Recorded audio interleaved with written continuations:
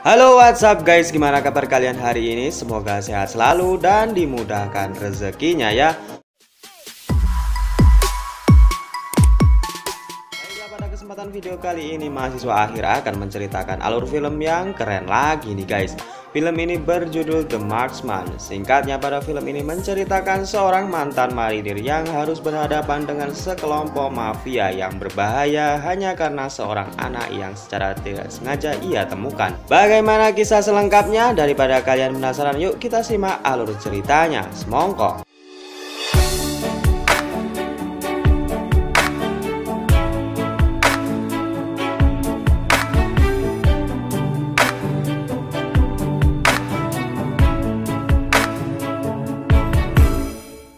Film dimulai dengan memperlihatkan kehidupan dari seorang anak laki-laki yang tinggal di Meksiko. Ia bernama Miguel, yang hidup bersama dengan ibunya yang bernama Rosa.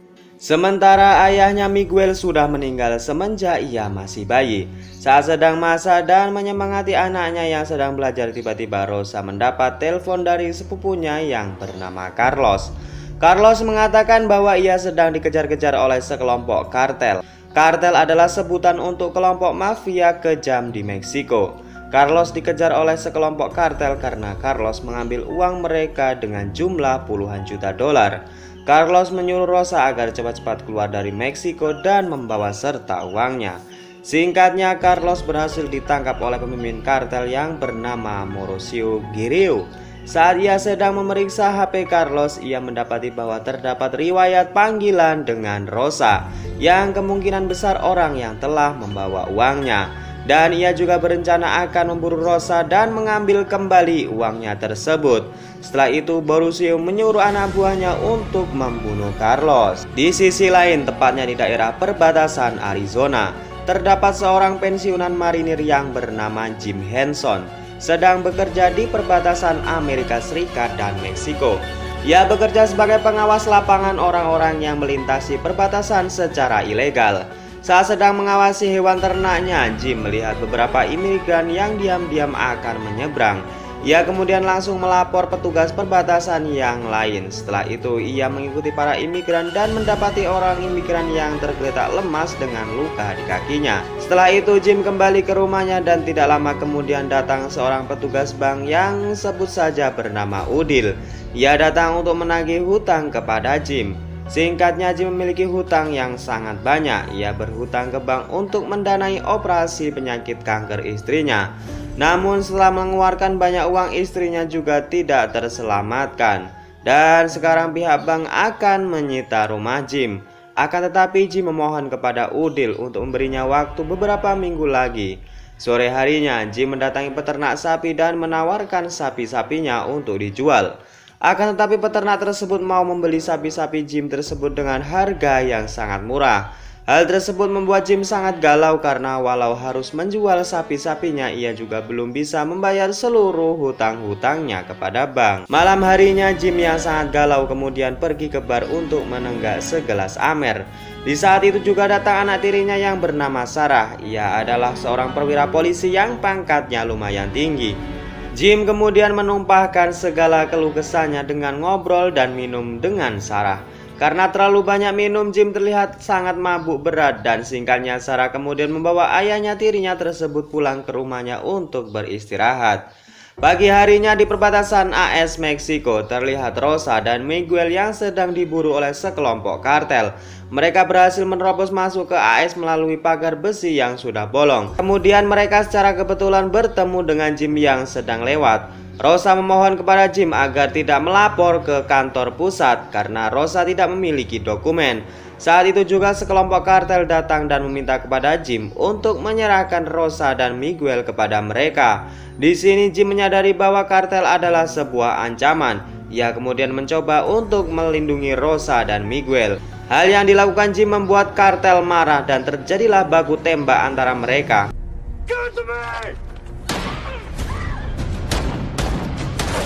Karena Jim hanya membawa senjata Kar 98, ia memutuskan untuk kabur dengan membawa serta Rosa dan Miguel. Borussia tidak tinggal diam dan langsung mengejar Jim. Untungnya Jim berhasil membuat Borussia terjatuh. Setelah itu teman Borussia mengatakan bahwa saudaranya telah mati terkena tembakan dari Jim. Morik pun sangat marah dan ia berencana akan mengejar Jim dan membunuhnya. Sedangkan Jim mendapati Rosa yang telah tertembak. Di sini Rosa memberikan tas kepada Jim dan juga memberikan alamat keluarganya. Rosa meminta tolong kepada Jim agar menghantarkan Miguel ke rumah neneknya di Chicago. Dan setelah itu Rosa pun berpamitan untuk terakhir kalinya. Kemudian malam harinya, singkatnya Sarah mengatakan kepada Jim bahwa Miguel akan dibawa ke kantor polisi dan akan menghantarkannya ke rumah neneknya. Kemudian keesokan harinya pun tiba. Jim yang ditemani anjing kesayangannya tiba-tiba melihat mobil dari kelompok kartel yang datang. Namun Jim tidak memperdulikannya. Setelah itu Jim membuka tas yang diberikan Rosa kepadanya. Ternyata isi tas tersebut adalah uang senilai jutaan dolar. Jim kemudian segera bergegas menuju ke bank untuk melunasi hutang-hutangnya. Namun saat Jim melihat bercak darah di tas, Jim langsung putar balik dan memilih melindungi Miguel. Jim kemudian menanyakan Miguel kepada salah satu petugas perbatasan. Petugas mengatakan bahwa Miguel akan diserahkan kepada keluarganya yang sudah menunggu di sebelah perbatasan. Namun Jim tahu keluarga yang dimaksud oleh petugas tersebut adalah kelompok kartel. Jim kemudian menunggui Miguel dan membawanya kabur secara diam-diam. Sementara Mauricio yang melihat Jim dan Miguel berniat untuk ke Amerika demi membunuh kedua-duanya. Jim kemudian pulang untuk mengambil celana dan juga senjatanya. Setelah itu Jim membawa Miguel menuju ke Chicago. Sementara Mauricio dan kelompoknya mulai memasuki perbatasan Amerika Serikat. Karena kartel sangat ditakuti sebab kekejamannya, polisi dengan mudah memberikan akses masuk ke wilayahnya dengan sangat mudah. Singkatnya, Mauricio memasuki rumah Jim dan mendapati berkas-berkas dan juga catatan kartu kredit. Setelah semuanya dianggap tidak penting, Mauricio kemudian membakar rumah Jim. Mauricio kemudian mendatangi kelompok kartel yang berada di AS. Ia meminta untuk melacak data transaksi melalui kartu kredit Jim. Di lain tempat, Jim sekarang berada di pom bensin untuk mengisi bahan bakar dan juga membeli buku peta untuk nantinya ia gunakan petunjuk menuju ke Chicago. Setelah itu Jim dan Miguel kembali melanjutkan perjalanannya. Karena tadi Jim baru saja menggunakan kartu kredit sewaktu di pom bensin, kartel tahu di mana keberadaan Jim sekarang. Mauricio dan kelompoknya langsung menuju pom bensin tersebut. Sesampainya di sana, Mauricio bertanya kepada petugas toko di mana arah tujuan dari Jim. Namun pelayan toko tidak memberikan tahu hingga akhirnya Mauricio membunuhnya dan memutar mundur CCTV yang berada di toko tersebut. Dan sekarang ia tahu kemana arah tujuan dari Jim dan Miguel. Di tengah perjalanan Jim diberhentikan oleh seorang polisi. Polisi kemudian menanyakan SIM dan identitas dari Jim. Lalu polisi tersebut terlihat menelpon seseorang. Jim kemudian sadar bahwa polisi tersebut merupakan suruhan dari kartel. Jim kemudian melawan polisi tersebut dan memukulnya sampai pingsan. Setelah itu Jim membawa Miguel untuk bersembunyi. Dan benar saja tak lama setelah itu kartel datang dengan menginterogasi polisi tadi. Namun polisi mengatakan bahwa ia tidak mengetahuinya karena ia tadi pingsan setelah dipukul oleh Jim. Kartel kesal dengan penjelasan polisi tersebut dan kemudian menembaknya sampai mati. Sebelum kelompok kartel tersebut akan pergi, mereka secara tidak sengaja menemukan peta milik Jim, di mana peta tersebut sudah ditandai oleh Miguel ke arah Chicago. Di sisi lain, Jim juga tidak memiliki senjata, memutuskan untuk membeli senjata Kar 98 beserta amunisinya. Dan setelah itu ia memutuskan untuk bermalam menginap di sebuah hotel. Di saat jam 2 pagi, Jim terbangun dan melihat para kartel sudah berada di meja resepsionis. Jim kemudian membangunkan Miguel dan menelpon polisi bahwa di hotel tersebut terjadi perampokan. Setelah itu Jim membawa pergi Miguel ke semak-semak. Sementara kartel mendapati Jim sudah kabur dari kamarnya dan kemudian mencari di semak-semak dan berteriak akan membunuh Jim. Setelah kartel pergi, Jim dan Miguel kemudian melanjutkan perjalanan ke Chicago. Ketika malam harinya, Jim kemudian berhenti untuk sejenak beristirahat dan menghangatkan tubuh. Karena Jim menganggap kayu yang dibakarnya kurang banyak, Jim kemudian membakar uang yang dibawanya, dan di samping itu bahwa uang yang dibawa mereka adalah uang yang bukan hak mereka, tetapi milik kartel yang didapatkan dari hasil yang kurang berkah. Dan pada pagi harinya, Jim dan Miguel melanjutkan perjalanan ke Chicago. Jim terus saja diawasi oleh kartel yang berada di jembatan. Jim juga menyadari bahwa ia sedang dikepung oleh kartel. Dengan cerdiknya, Jim kemudian memilih jalan perdesaan agar tidak diketahui oleh kartel. Namun pada akhirnya kartel tahu di mana keberadaan Jim. Untungnya saat kartel akan menabrak Jim, ia dengan segera mengerem dan langsung putar balik.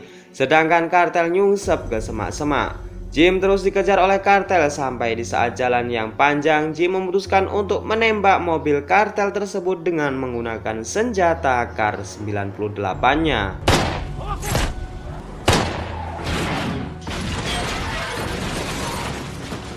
Namun kartel tersebut masih hidup dan balas menembaki Jim. Jim kemudian membawa Miguel untuk bersembunyi ke gudang penyimpanan pakan ternak. Dan di dalam gudang, Jim kemudian bersiap dengan Kar 98-nya.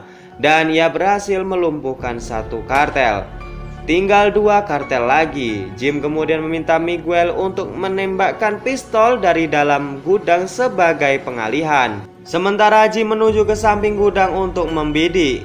Jim berhasil melumpuhkan satu kartel lagi dan kini tinggal satu yang tersisa, yaitu Mauricio.